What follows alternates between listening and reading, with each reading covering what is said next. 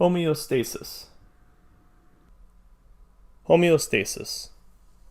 Many animals maintain relatively constant conditions in their internal environment through a process known as homeostasis. Even as external conditions fluctuate widely, homeostatic mechanisms regulate internal conditions to keep systems functioning at their optimum. There are two types of feedback systems that regulate homeostasis. They are negative feedback and positive feedback. Negative feedback system. Most of the control mechanisms of homeostasis are based on negative feedback. Negative feedback is when a change in a variable triggers mechanisms that reverse that change. The thermostat in your house works this way. When it registers that it has gotten too cold, the thermostat sends a signal to the furnace to turn on and raise the temperature in the house. The change, cold temperature, triggers mechanisms to reverse it, make it warm.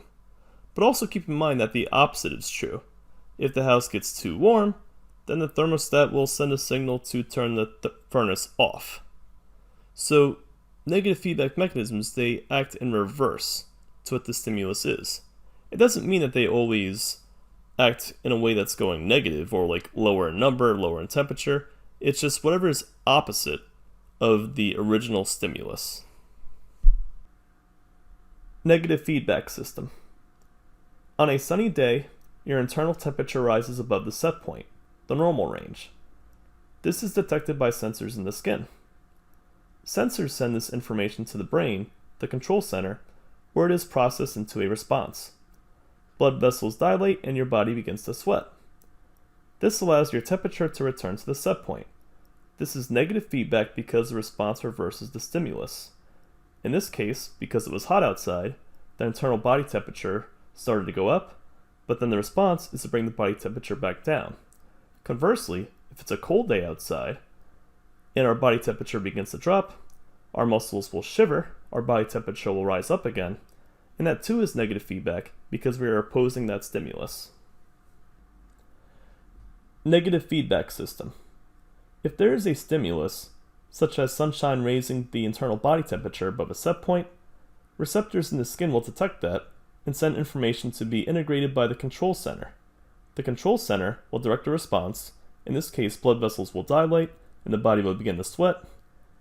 And then the body temperature will go back down to the set point, which in the case of humans, it's an internal body temperature of 98.6 degrees Fahrenheit. Glucagon and insulin participate in a negative feedback loop. Maintaining a stable blood glucose level is a crucial type of homeostasis.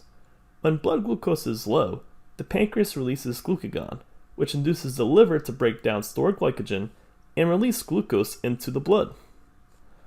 When blood glucose is high, the pancreas produces insulin, which causes liver cells to take up glucose from the blood and build glycogen molecules for storage. Glucagon and insulin participate in a negative feedback loop. In this diagram, we see that low blood sugar will stimulate the pancreas to secrete glucagon, which in turn promotes glycogen breakdown, causing glucose to be put back into the blood. So that's negative feedback because we are opposing that stimulus. The blood sugar was low, that was a stimulus. Now we're putting sugar back into the blood. The opposite happens with high blood sugar. High blood sugar stimulates the pancreas to produce insulin.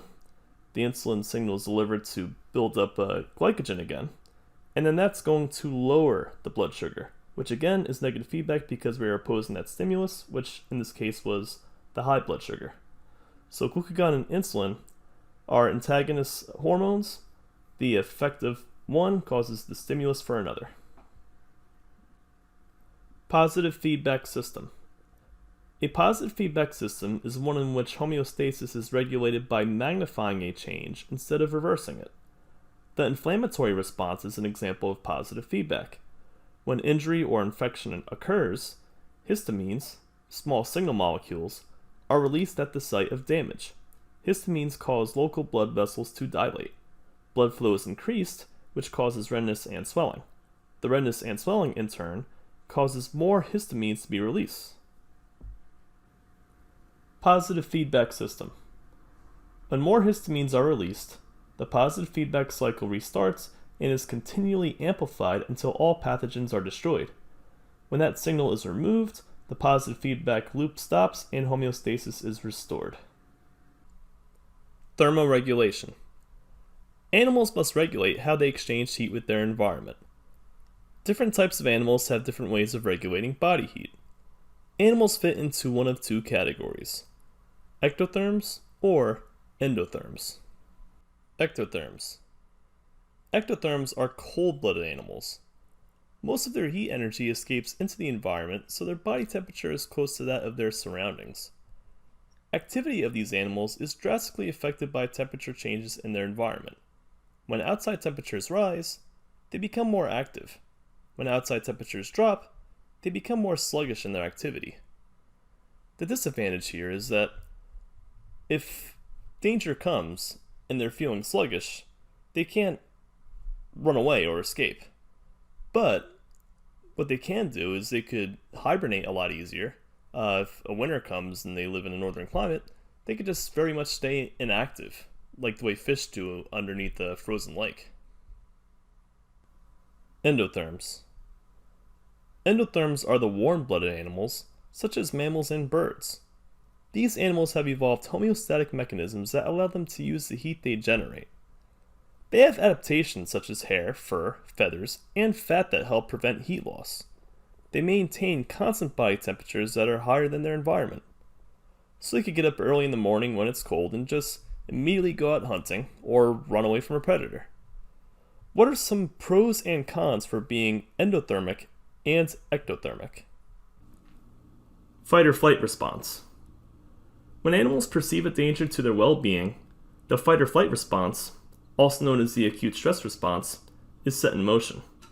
The threat can be physical, such as a lion attacking, or psychological, in the case of people, being told that you are being fired. This is interesting because people tend to get more stressed out over things that don't involve their life being on the line, and so it is a problem for people because it's just hard for people to find that off switch for their stress response. The nervous system detects the danger, the response is prepared by the brain, and stress hormones are injected throughout the body to prepare a defense. Fight or flight response. The animal responds to the perceived danger by increasing blood flow and breathing, moving blood to or from the skin depending on the danger, slowing or stopping the digestion process, dilation of blood vessels to allow more blood to supply the muscles, dilation of pupils, and increased production of energy from respiration.